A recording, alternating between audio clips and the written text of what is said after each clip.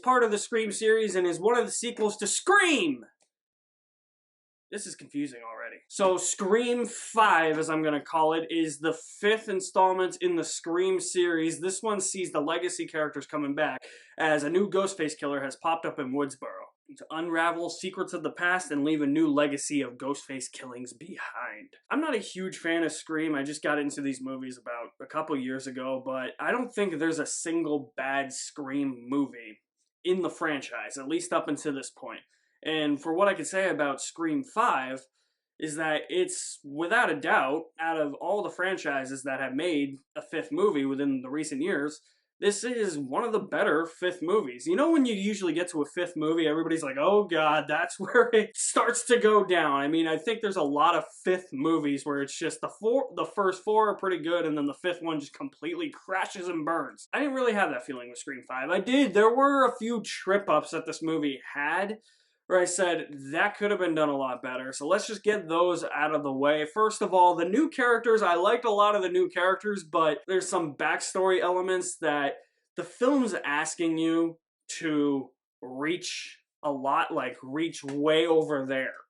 Like, grab something that is out of your reach, that you don't feel like getting up for, and you know, pull it with like some superpowers or something. It was kind of similar to 4, how I felt like, well, Sidney Prescott has a cousin that we've never heard of before. There's some elements like that in this movie. I thought, well, we never knew that before in any of the 4 movies. I guess that's what you need to move the plot along nowadays. There's also another element with Melissa Barrera's character that is related to that backstory that I felt like they were trying to dig deep into, and it didn't go as deep as I thought it wanted to. Yeah, me looking really, really far into a Scream movie. And if you watch my review for Scream 4, I said that Scream 4 was the first one in the series where it felt like it was starting to get a little bit darker in tone. And I think that that tone carries over a lot into this film. And it could be because the directors of this movie were the directors of Ready or Not, which I really enjoyed. And that was a darker movie than I was expecting, but it also had its comedic elements. If you're going to go into Scream 5 looking for a lot of those comedic elements, you might be disappointed. This is the most serious Scream movie. It's the one that feels the most like a slasher. It's the one that feels the most like a horror movie. The change of pace, you kind of need that after a while. In saying that, for a series that is so satirical, and this movie would lead you to believe that this movie goes against what the series is about.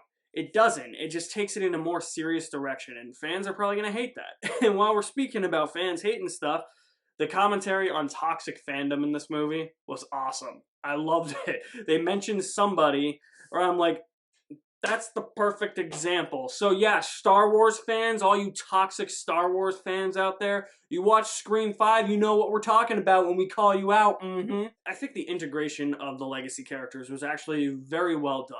They're not in it as much as you would expect. The focus is definitely more on a new generation that could potentially carry the franchise, if they wanted to do more, into the future. So it essentially feels like a passing of the torch movie while not quite being a passing of the torch movie, if you know what I mean. But I thought that the way that Dewey, Gale, Sidney were weaved into the movie was very smart. There was a lot of logic behind it. I like seeing where they were as characters all these years later, and I think that where they are makes sense with where their characters wanted to go originally in the original 4 movies. I'm not really sure what fans are going to think of this Scream movie. There's a lot of fan service in this movie, and you guys know my thoughts on fan service. Critics really do not seem to like fan service. As long as it doesn't get in the way of the story, I'm cool with fan service. As a fan of these movies, I was thoroughly serviced.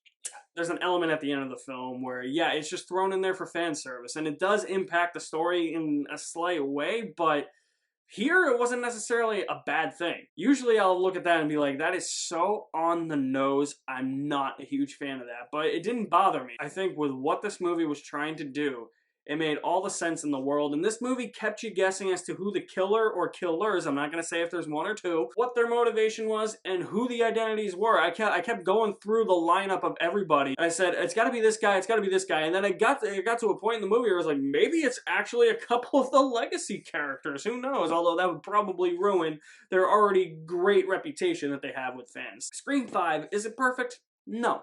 Is it as fun as it could be? No, it does take it a little bit more seriously. But even then, I think this is still, at its heart, a Scream movie.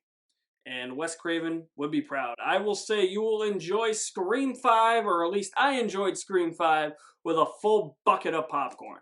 Not sure where I put it in my rankings. I obviously, like, nothing's touching the first one. The first one's iconic. It's a classic. 3 and 4 are the two worst ones in my opinion. 4 is definitely above 3. 3 is still the weakest. Not 100% sure if I would put this over 2 or not. I'm leaning of putting it right behind 2, but I'm not 100% sure yet. Need to think on it a little bit more. So have you guys seen Scream 5, or Scream 2022 edition as we can call it? Drop me some feedback in the comment section below. I'll leave my link to my website in the description below as well. You guys are the best. Thank you for watching. My name is Alex Madden, and I'll see you at the movies somewhere.